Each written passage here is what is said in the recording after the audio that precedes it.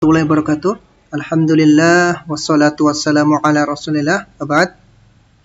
Alhamdulillah, pada kesempatan kali ini kita masih belajar pelajaran akidah akhlak untuk kelas 8 SMP semester ganjil pada tahun 2020 ini.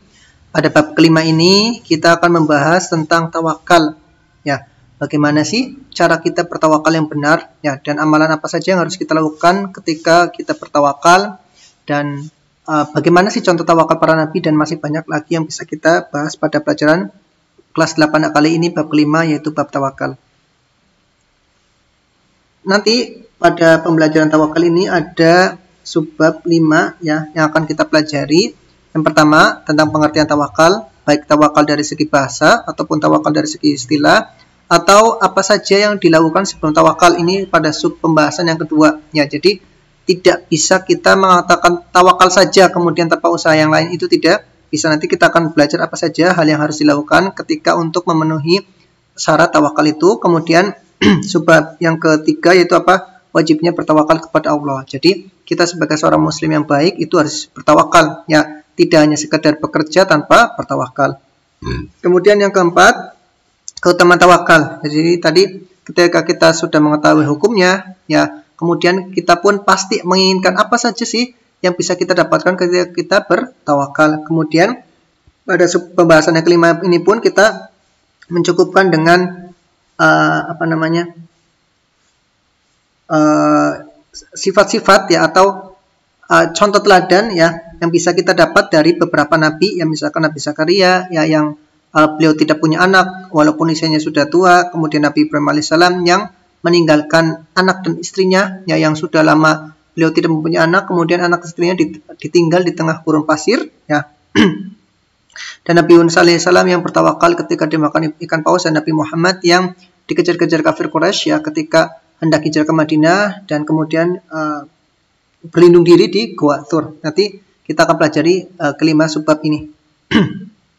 Kemudian sebelum kita belajar ya, alangkah baiknya kita meminta kepada Allah Subhanahu wa taala agar pembelajaran kali ini bisa bermanfaat bagi kita, dan khususnya lagi bisa untuk orang lain. Sebagaimana doanya diantaranya, Allahumma inni as'aluka ilman nafi'a, ya Allah berikanlah kepada kami ya ilmu, kami minta kepada Engkau ilman nafi'a, ilmu yang bermanfaat bukan hanya untuk diri kami pribadi, namun untuk orang lain, warizqan thayyiba, dan rizki ya yang bukan hanya halal namun juga bergizi, wa amalan mutaqabbala, dan agar semua ibadah kita diterima oleh Engkau ya Allah, mulai dari sholat kita, puasa kita, termasuk dalam pembelajaran kita kali ini.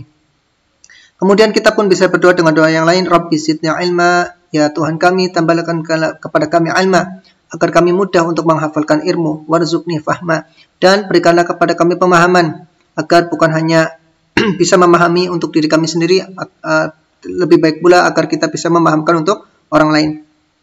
Dan seperti biasa ya, Ustadz pun memberikan sebuah hadis agar kita semangat untuk belajar dan mengamalkan ilmu. Diantaranya, idza mata ibnu Adam, ya ketika anak cucu Nabi Adam wafat, diantaranya kita semua manusia, in qata amaluhu, semua amalnya terputus. Ya ketika dia mati masuk liang kubur, maka semua amalnya terputus, puasanya, zakatnya, dan sebagainya semuanya terputus. Illa min salat. Namun ada 3 hal ya, 3 ibadah yang ketika dia kerjakan di dunia tetap bisa mengalir walaupun dia sudah wafat.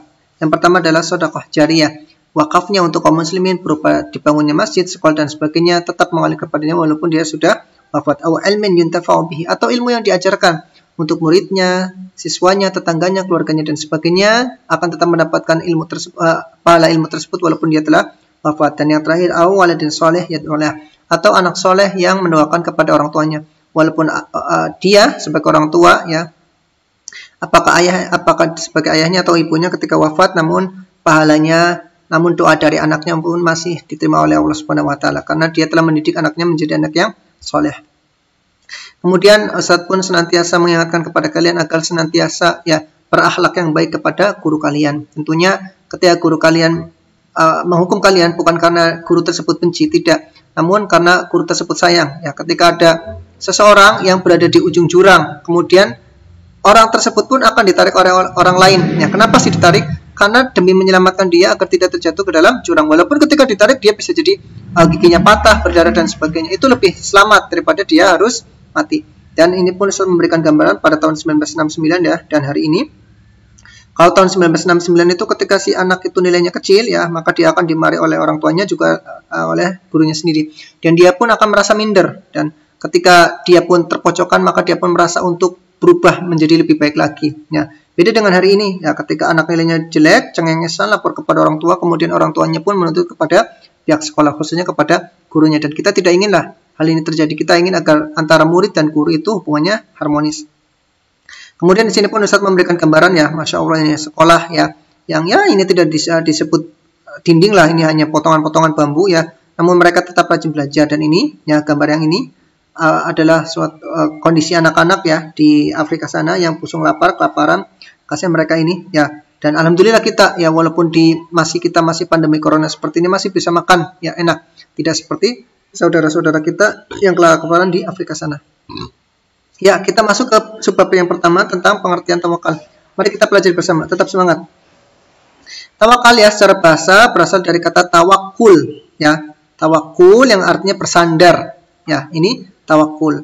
Secara bahasa ya, tawakul artinya bersandar. Adapun secara istilah yaitu apa? Bersandar dan menyerahkan segala urusan kita ya, pekerjaan kita, ulangan kita ya, dan sebagainya kepada siapa? Sepenuhnya kepada Allah Subhanahu wa taala, demi mendapatkan kebaikannya tadi, pekerjaan kita ya, tendernya diterima, ulangan kita nilainya baik dan sebagainya, dan terhindar dari keburukan. Ya, misalkan dihindar dari keburukan bangkrutnya perusahaan ya, dihindar dari keburukan nilai ulangan yang kecil. Namun syaratnya apa? Setelah berikhtiar ya berusaha. Jadi kalau pengen tendernya diterima ya harus tender yang bagus ya, harus bahan-bahan berkualitas dan sebagainya.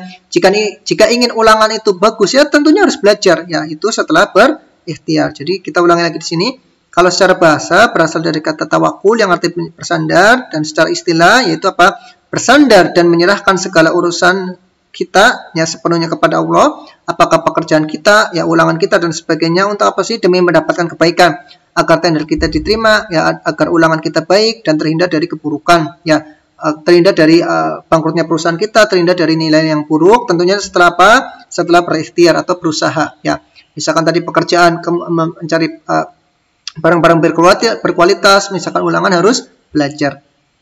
Kemudian sebab yang kedua yaitu apa? Apa yang harus dilakukan sebelum tawakal ya. Jadi kita tidak bisa misalkan ingin mendapatkan nilai baik hanya berdoa bertawakal, menyandarkan saja kepada Allah, itu tidak bisa ya. Ingin mendapatkan pekerjaan baik kita hanya menganggur di rumah kemudian berdoa bertawakal kepada Allah, itu tidak bisa ya. Jadi kita di sini membuat singkatan ya, singkatannya duit ini. Sebenarnya apa namanya, usaha dan ikhtiar itu sama ya, cuman kalau misalkan ini dihilangkan salah satunya, misalkan usaha saja menjadi dut gitu ikhtiar saja menjadi dit, itu karena kurang bagus lah. Kita mencoba dengan pemahaman yang dipakai oleh kebanyakan orang dengan istilah duit ya. Duit itu apa? Doa, usaha, ikhtiar dan tawakal ya. Ikhtiar dan usaha ini sama ya. Tawakal itu menyandarkan diri, kalau doa kita sudah tahu semuanya lah. Dan doa dan ikhtiar ini ya, doa ya dan ikhtiar ini yaitu atau usaha ya, tidak harus urut. Maksudnya gimana? Jadi misalkan kita malamnya berdoa untuk ujian ya, kemudian paginya berikhtiar dengan belajar. Kemudian setelah kita ulangan, kemudian kita menyerahkan diri kepada Allah, itu bisa. Atau misalkan diulangi dibalik ya, misalkan kita usaha dulu ya, misalkan belajarnya isya ya, kemudian doa pada sepertiga malam terakhir, kemudian paginya ulangan, kemudian setelah ulangan kita bertawakal, tidak menjadi masalah ya. Jadi antara doa dan ikhtiar ini tidak harus urut, ada kalanya ikhtiar dulu ya lalu berdoa, tidak harus urut, bebas. Tapi yang jelas untuk yang bertawakal ini terakhir ya, ketika sudah berdoa, ketika sudah berusaha ya, atau dibalik, ketika sudah berusaha dan sudah berdoa, maka kita menyerahkan segala urusan kita kepada Allah Subhanahu wa taala, atau yang disebut dengan tawakal. Kemudian yang termasuk doa dan usaha ini ya, termasuknya apa? Mengakui dosa kita ya, dan kesalahan kita, seperti kisahnya Nabi Yunus. Nanti kita akan bacakan ya tentang kisahnya Nabi Yunus ketika dimakan ikan paus. Kemudian bagian yang ketiga ya, sebab yang ketiga yaitu apa? Wajibnya bertawakal kepada Allah ya. Jadi kita sebagai muslim yang baik harus bertawakal ya kepada Allah Subhanahu wa taala. Tidak boleh misalkan kita hanya bekerja kemudian tidak menyandarkan diri kepada Allah, itu tidak diperkenankan ya. Kemudian misalkan kita sebagai siswa ya, kita hanya belajar akan mendapatkan nilai yang baik, tapi kita tidak menyandarkan ya, kita tidak meminta kepada Allah Subhanahu wa taala, itu pun tidak diperkenankan. Jadi tadi ya, duit tadi ini dia harus berdoa, kemudian berikhtiar ya, berusaha, kemudian dia bertawakal seperti itu ya. Wajibnya bertawakal ini ya Sebagaimana Allah firmankan dalam surah Al-Maidah ayat 23, wa 'alallahi fatawakkalu in kuntum mu'minin. Ya, dan bertawakallah kamu ya, kita semua ya, kepada siapa? Kepada Allah ya, in kuntum mu'minin, jika kamu orang yang beriman. Ini jadi Allah Subhanahu wa taala pun mengatakan in kuntum mu'minin ya. Kalau kamu sebagai orang yang mukmin ya, kalau kamu imannya ingin lengkap harus apa? Tawakal, seperti itu. Ya, tidak boleh misalkan hanya belajar saja, tidak meminta kepada Allah, tidak menyandarkan urusannya kepada Allah, ini tidak diperkenankan. Lalu kita bertanya, Ustaz, kok bisa wajib sih, Ustaz? Kita tahu dari mana? Nah, kita akan baca di sini.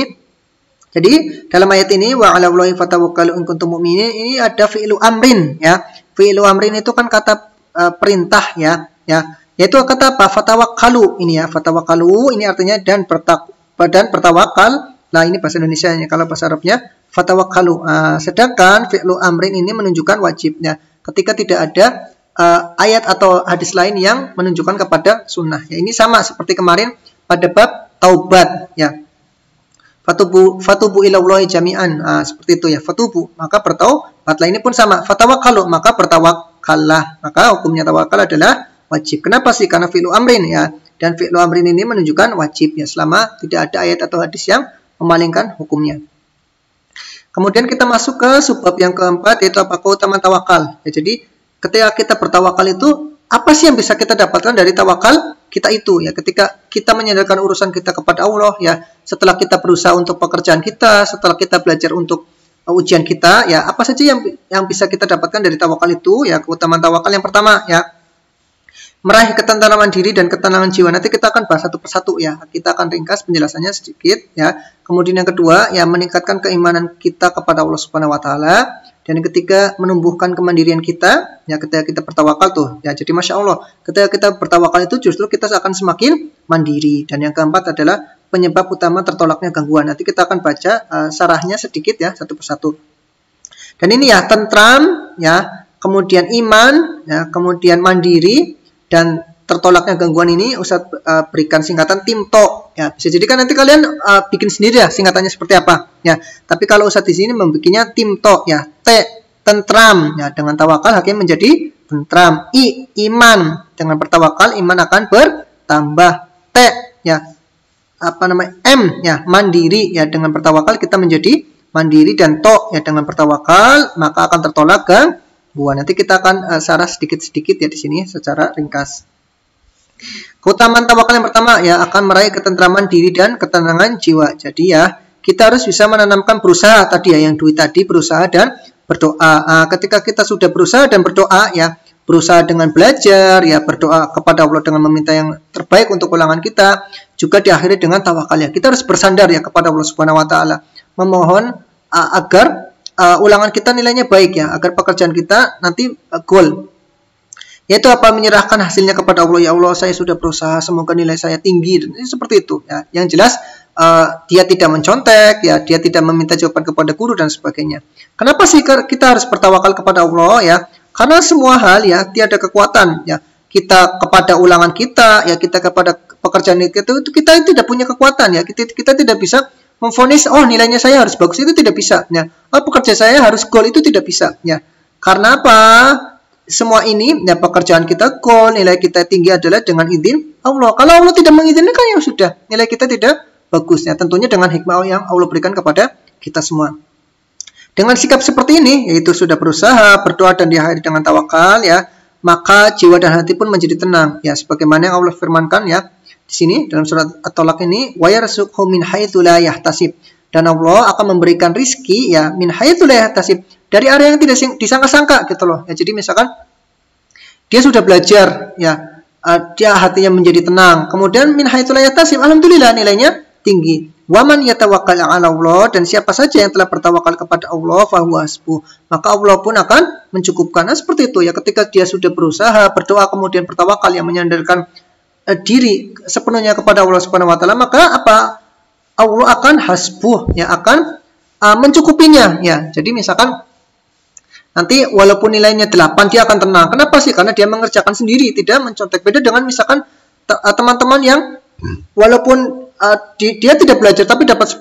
Kenapa? Karena dia mencontek. Dia akan perasaannya menjadi gelisah, ya tidak tenang dan sebagainya karena mencontek. Dan di sini Alallahi fahuwa hasbuh, maka dia akan menjadi tenang ya, walaupun misalkan nilainya sebatas 9, temannya 10. Kenapa? Karena dia tidak mencontek. Beda dengan temannya, dia akan mendapatkan nilai 10 walaupun mencontek ya, dia pun akan tidak tenang karena walaupun mendapat nilai 10. Nah, seperti itu ya. Kemudian keutamaan tawakal yang kedua yaitu apa? Meningkatkan keimanan kita kepada Allah ya. Jadi apapun hancurnya ya, nilai kita 6 walaupun kita sudah belajar, apalagi misalkan 5 ya, walaupun kita sudah belajar, hal yang terjadi atas diri kita tadi misalkan contoh nilai yang jelek ya, maka dengan bertawakal kepada Allah kita akan siap ya menerima itu ya. Jadi misalkan nilainya 5, nilainya 6 ya, dan sebagainya sebagai takdir Allah. Nah, seperti itu.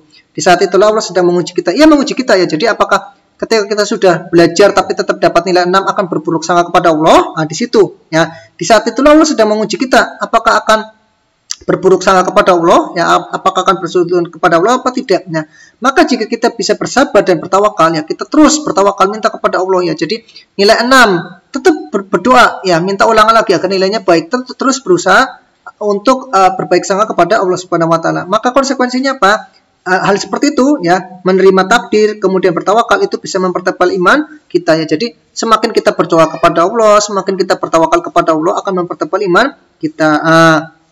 Mungkin kita akan bertanya-tanya, apakah itu yang terjadi pada diri kita sendiri? Ya, ternyata tidak. Kenapa? Itu pula yang dialami para nabi ya dalam mengokohkan iman dan tauhid mereka. Ya, nanti kita akan baca satu persatu. Ada beberapa kisah ya dari para nabi yang mereka benar-benar bersabar, ya bertawakal, menerima takdir Allah, tidak berburuk sangka kepada Allah. Akhirnya Allah akan memberikan keberkahan ya, hasil yang lebih baik ya dari apa yang mereka pinta. Nah, seperti itu ya. Jadi masya Allah, dengan tawakal iman kita pun bisa menjadi tebal ya, dengan sahabat tadi menerima takdir Allah, tidak berburuk sangka kepada Allah Subhanahu wa taala. Kemudian keutamaan tawakal yang ketiga apa? Menumbuhkan kemandirian. Ya, jadi justru dengan bertawakal kita akan menjadi mandiri ya. Sikap berserah diri kepada Allah yaitu bertawakal secara tidak langsung akan melatih untuk sabar dan mandiri ya. Jadi kita berlatih bertawakal kepada Allah, masih belum bisa, kita harus sabar ya. Kita ulangan, sudah berusaha belajar tetap nilai 6, kita harus berbaik sangka kepada Allah, harus sabar ya. Akhirnya apa? Ketika kita ulangan lagi, kita menjadi mandiri gitu loh. Kita sudah tidak istilahnya guru sudah menjelaskan sekali, kita kok belajar lagi, terus belajar lagi, tidak meminta bantuan kepada guru. Ini menjadi sesuatu yang mandiri ya dalam menghadapi setiap masalah yang ada. Begitu pula misalkan pekerjaan, dia mencari pekerjaan belum ketemu ya, terus dia mencari-cari pekerjaan yang lain sampai dia bisa menjadi mandiri. Kenapa sih dengan bertawakal dia bisa menjadi mandiri ya? Karena dia tidak tergantung pada orang lain. Iya, dia tidak tergantung kepada orang lain. Jadi misalkan dia bekerja ya, proyeknya tidak diterima, dia tidak harus menyuap kepada atasannya, tidak. Kalau dia menyuap berarti dia bergantung kepada orang lain. Nah, misalkan santri ya, siswa, dia nilainya kecil, kemudian dia mendatangi gurunya, kemudian dia memberikan hadiah kepada gurunya agar nilainya tinggi, dan ini berarti siswa tadi bergantung kepada gurunya ya, dengan apa? Dengan memberikan hadiah. Namun ketika dia bersabar ya, dia remedi lagi, perbaikan lagi ya, akhirnya dia pun bisa mandiri. Kenapa sih? Karena dia tidak riswah ya. Dia tidak menyuap atasannya agar tendernya diterima, dia tidak menyuap gurunya agar nilainya tinggi ya, dan ini bisa menjadikan dia menjadi mandiri. Kemudian ya, keutamaan tawakal yang keempat adalah apa? Penyebab utama tertolaknya gangguan. Sebagaimana yang Imam Ibnu Qayyim ya berkata ya, tawakal kepada Allah adalah termasuk sebab yang paling kuat untuk melindungi diri seseorang hamba dari gangguan, kezaliman, dan permusuhan orang lain yang tidak mampu dihadapi dirinya sendiri. Iya, dia harus meminta tolong kepada Allah Subhanahu wa taala agar masalahnya itu mudah ya. Dia harus bertawakal kepada Allah agar gangguan-gangguan dari musuhnya itu bisa tertolak ya. Allah akan memberikan kecukupan kepada orang yang bertawakal tadi ya. Jadi walaupun misalkan nilainya kecil tapi dia lulus, ya akan tenang seperti itu ya. Jadi nanti kita akan baca kisahnya dari para nabi agar kita menjadi semangat lagi untuk bertawakal ya.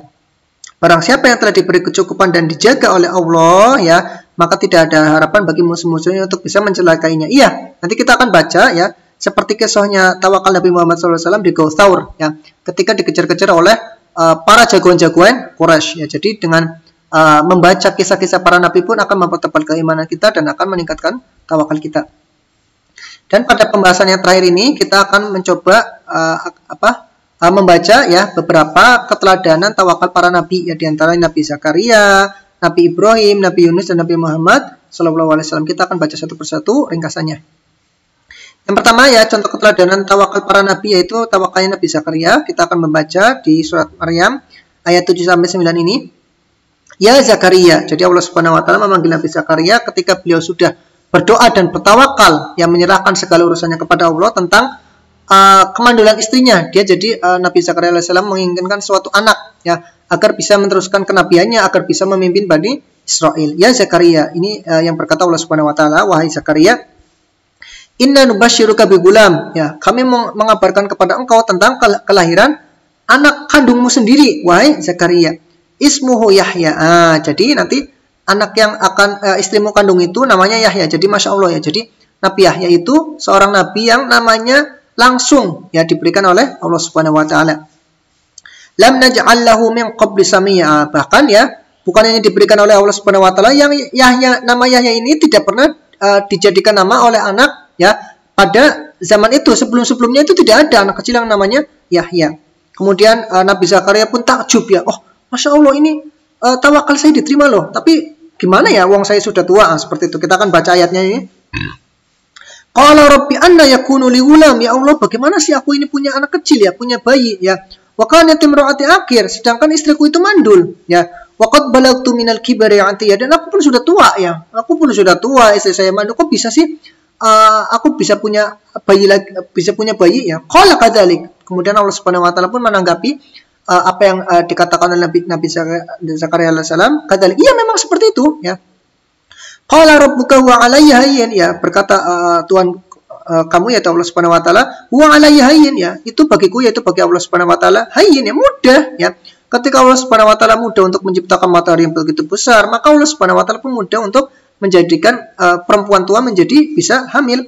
Wa qad khalaqtuka, dan aku telah menciptakan engkau wahai Zakaria, dan bahkan menciptakan Adam alaihissalam min qabl, sebelumnya yaitu Nabi Adam alaihissalam, walam taku syai'a, dan kalian pada waktu enggak ada ya, belum ada manusia, belum ada pasir, tapi Allah Subhanahu wa taala kemudian menciptakan pasir, tanah, dan menciptakan Nabi Adam alaihissalam. Seperti itu ya. Jadi Nabi Zakaria terus berusaha ya, namanya berumah tangga ya, berhubungan suami istri dan sebagainya, sudah berusaha, kemudian berdoa dan bertawakal, dan akhirnya Allah Subhanahu wa taala pun mengajabi doa beliau dan menerima tawakal beliau. Akhirnya Nabi Zakaria pun diperkenankan untuk mempunyai anak yang bernama Yahya alaihissalam.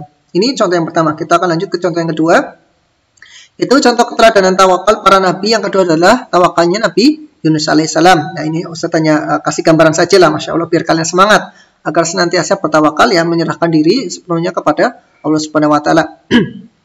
Seperti yang Allah Subhanahu wa taala kisahkan dalam surah Al-Anbiya ayat 87, Allah Subhanahu wa taala berfirman, wa Dhannun, ya, Dhannun ini nama lainnya Nabi Yunus alaihissalam. Dan Yunus ya, idzahaba mughadiban, ketika beliau keluar dari kaumnya ya, pergi dalam keadaan marah ya. Jadi kalau kita membaca di kitab-kitab tafsir itu kan Nabi Yunus alaihissalam berdakwah, namun tidak ada yang menerima dakwahnya, seperti itu. Kemudian berhari-hari, berbulan-bulan ini beliau pun marah ya. Kenapa sih? Karena kaumnya itu didakwahi ya, bahkan Nabi Yunus alaihissalam menjanjikan akan datangnya adab, tapi malah cengengesan kaumnya, seperti itu. Makanya Nabi Yunus alaihissalam pun tidak sabar, dan ya ini ada hikmahnya lah dari peristiwa ini, dan beliau mughadiban, dalam keadaan marah ya, keluar dari kampungnya tersebut. Fadhanna allan naqdiru alaihi, ya, maka dia menyangka bahwa kami tidak akan menyulitkannya. Bahwasanya ketika Nabi Yunus keluar dari kaumnya akan baik-baik saja, tidak ya. Tapi apa yang terjadi ya, Nabi Yunus alaihissalam dimakan ikan paus ya. Ini singkatannya, ringkasannya, ketika Nabi Yunus alaihissalam dimakan ikan paus dan di dalam perutnya ikan paus, apa yang beliau lakukan ya, apa yang beliau pinta kepada Allah Subhanahu wa taala, apa yang beliau sandarkan ya urusannya kepada Allah Subhanahu wa taala. Fanada fid dzulumat, ya, maka Nabi Yunus pun alaihissalam nada di sini kan memanggil ya, maksudnya berdoa, bertawakal kepada Allah Subhanahu wa taala fid dzulumat, di dalam kegelapan ya. Jadi Allah Subhanahu wa taala ya, dan para ulama tafsir pun menjelaskan kegelapan di sini ada 3 kegelapan ya. Pertama ya, kegelapan di dalam ikan paus, yang kedua kegelapan di dalamnya laut, dan yang ketiga kegelapan di gelapnya malam hari ya. Jadi gelap di dalam ikan, gelap di dalam laut, dan gelap di dalam malam. Ya, seperti itu. Masya Allah tuh. Siapa yang akan bisa menolong coba? Raja tidak bisa menolong, ya jenderal tidak bisa menolong. Mereka pun bahkan bisa jadi tidur ketika malam hari. Namun apa yang terjadi ketika Nabi Yunus alaihissalam berada di perut ikan paus? alla ilaha illa ant. Nabi Yunus alaihissalam berdoa ya, mengakui kesalahannya, tidak ada ilah yang berhak diibadahi kecuali Engkau, subhanak, maha suci Engkau ya Allah, inni kuntu minadz dzalimin, dan aku termasuk orang-orang yang zalim. Dan tadi ya seperti yang saya jelaskan di pembahasan yang sub kedua yang duit itu, bahwasanya yang termasuk doa dan ikhtiar kita adalah salah satunya apa? Mengakui kesalahan kita ya. Kemudian kita lanjut ke contoh yang ketiga ya, keteladanan para nabi, yaitu tawakalnya Nabi Ibrahim alaihissalam.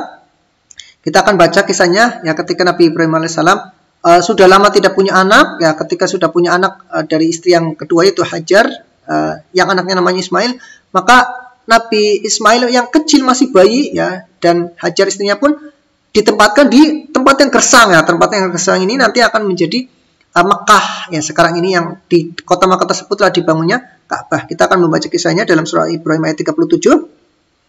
Allah Subhanahu wa taala berfirman menceritakan tentang kisah Nabi Ibrahim alaihissalam ini, Rabbana ya Allah, Tuhan kami, ya ini yang mengatakan Nabi Ibrahim alaihissalam, inni askantu, aku menempatkan ya, min dzurriyyati, dari anak keturunanku yaitu Ismail alaihissalam bersama ibunya Hajar, biwadin ghairi dzi zar'in ya, lembah yang tidak punya tanaman ya. Ya Ustaz pun belum pernah ke Mekah ya, tapi Ustaz sering melihat di video-video itu kan memang ya padang pasir lah, tidak ada tanah sama sekali, tidak seperti di Indonesia ya.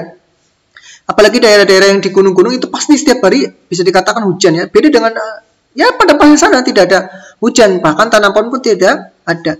Tapi di mana tempatnya? Inda baitikal muharram, di sisi rumahmu, yaitu di sisi Ka'bah ya. Rabbana, wahai Tuhan kami, ya liyuqimus shalah ya. Ketika mereka besar, agar mereka itu rajin mengerjakan salat, faj'al afidatan minan nas ya, agar hati itu cenderung kepada mereka, jadi mereka berdakwah, kemudian dakwah mereka diterima, ilaihim warzuqhum, dan berilah rezeki kepada mereka, yaitu Nabi Ismail dan ibunya Hajar, minas samaratu, masya Allah ya. Jadi Nabi Ibrahim alaihissalam sungguh tawakal yang luar biasa ya, jadi menempatkan anaknya dan istrinya di padang pasir, tapi apa yang beliau minta? Warzuqhum minas samarat, ya Allah berikanlah kepada mereka buah-buahan. Tuh masya Allah ya, tidak masuk akal sekali. Dan inilah berkah ya, kesabaran ya, dan tawakal Nabi Ibrahim alaihissalam. La'allahum yashkurun, agar mereka bersyukur ya. Kita akan baca di sini ringkasannya. Sebelum Nabi Ibrahim telah berikhtiar kepada Allah berupa ya, jadi ketika sebelum meninggalkan Ismail dan ibunya Hajar ya, beliau membekali putranya yaitu Ismail dan ibunya dengan kurma dan air secukupnya ya. Kemudian beliau berdoa dan bertawakal ya, salah satunya doanya seperti ini ya, menyerahkan segala hasilnya kepada Allah Subhanahu wa taala. Dan apa hasilnya ya, ketika peristiwa Hajar bolak-balik ya dari Safa ke Marwah ya, kemudian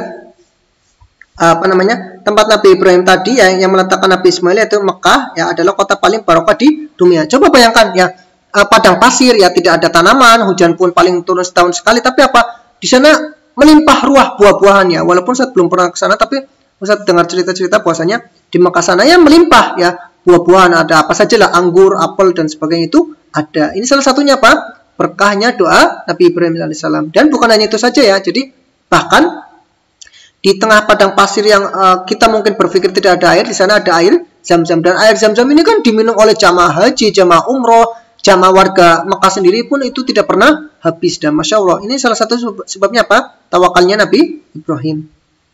Dan di sini ada silsilah tidak langsung ya, jadi mungkin kalian agak bingung siapa sih Nabi Muhammad ya, Nabi Musa, Nabi Isa. Jadi Nabi Ibrahim itu kan punya dua istri ya. Istri pertama itu Saroh ya, yang melahirkan Ishak. Kemudian istri kedua itu Hajar yang melahirkan Nabi Ismail. Dan nanti ya keturunannya jauh, dan Nabi Ismail ini menurunkan Nabi Muhammad, dan Nabi Ishak keturunan yang jauh ya, ini tidak langsung ya.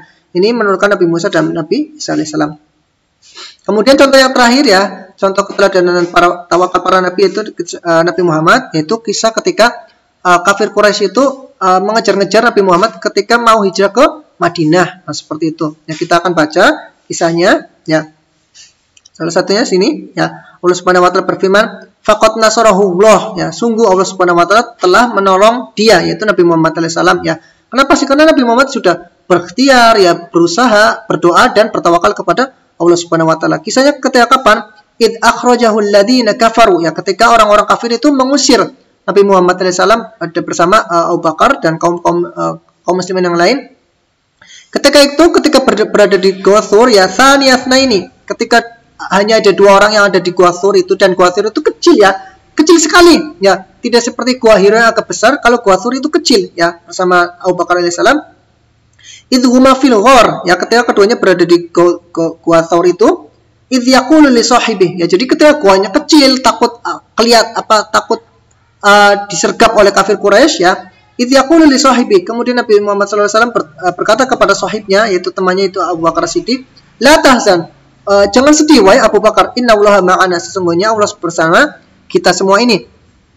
Apa yang terjadi ketika Nabi Muhammad sudah berusaha ya untuk ngumpet di goa ya, berdoa agar diselamatkan dari orang kafir dan menyerahkan urusannya kepada Allah Subhanahu wa taala? Apa yang terjadi? Fa anzalallahu sakinatahu alaihi, maka Allah Subhanahu wa taala pun menurunkan ketenangan ya kepada Nabi Muhammad ya. Jadi walaupun guanya kecil ya, hati mereka menjadi tenang, dan bukan hanya itu saja, Allah Subhanahu wa taala pun tidak ya mengizinkan kafir Quraisy tadi yang mengejar Nabi Muhammad untuk menemukan Nabi Muhammad di dalam gua, padahal guanya kecil ya, padahal guanya kecil tapi mereka tidak menemukannya.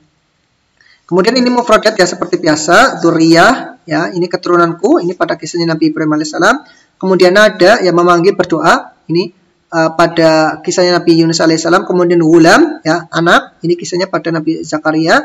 Kemudian hasbu yang mencukupinya. Kemudian tawakul artinya bersandar, dan akhir artinya mandul, ketika kisahnya Nabi Zakaria alaihissalam.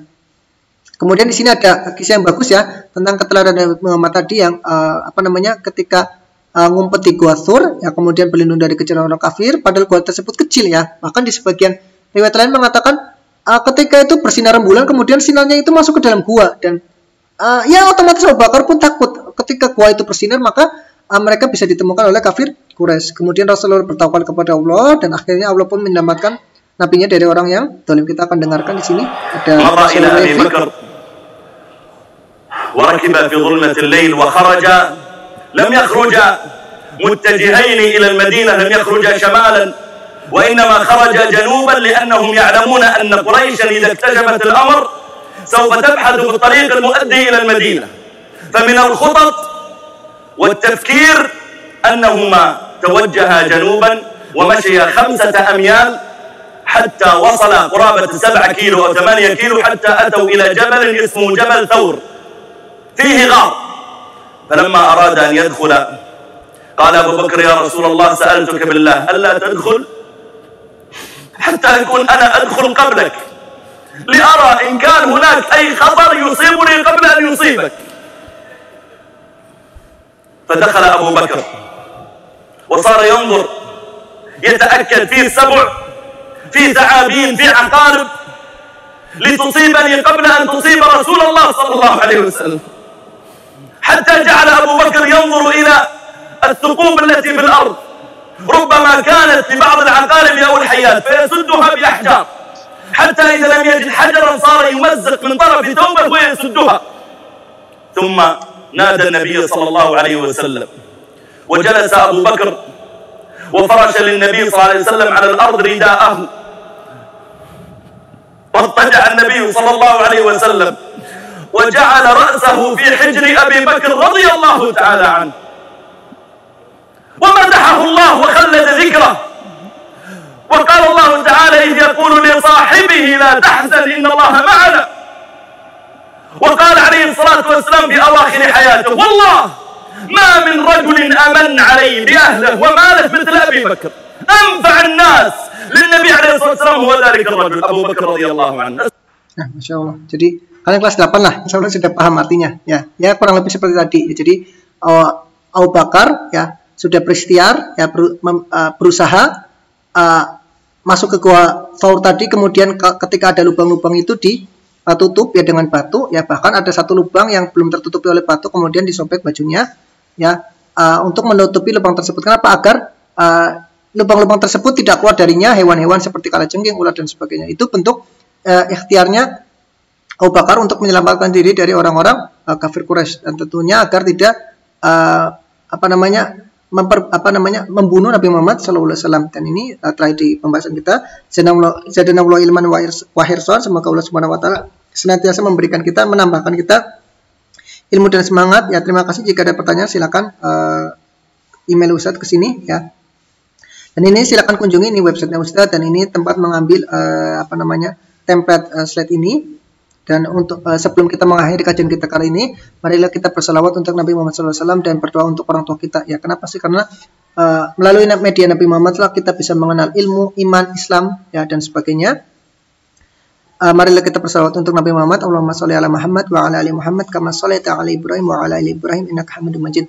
Dan kita pun berdoa kepada orang tua kita, ya, ayah kita yang bekerja membanting tulang untuk bisa menafkahi kita, membiayai sekolah kita. Begitu pula ibu kita yang telah mengandung kita, melahirkan kita, ya, mengurus kita, bahkan sampai kita sebesar ini pun masih diurus oleh ibu kita. Makanya sungguh besar jasa ayah dan ibu kita. Kita berdoa untuk keduanya. Rabbi firli wali walidayya warhamhuma kama rabbayani shaghira.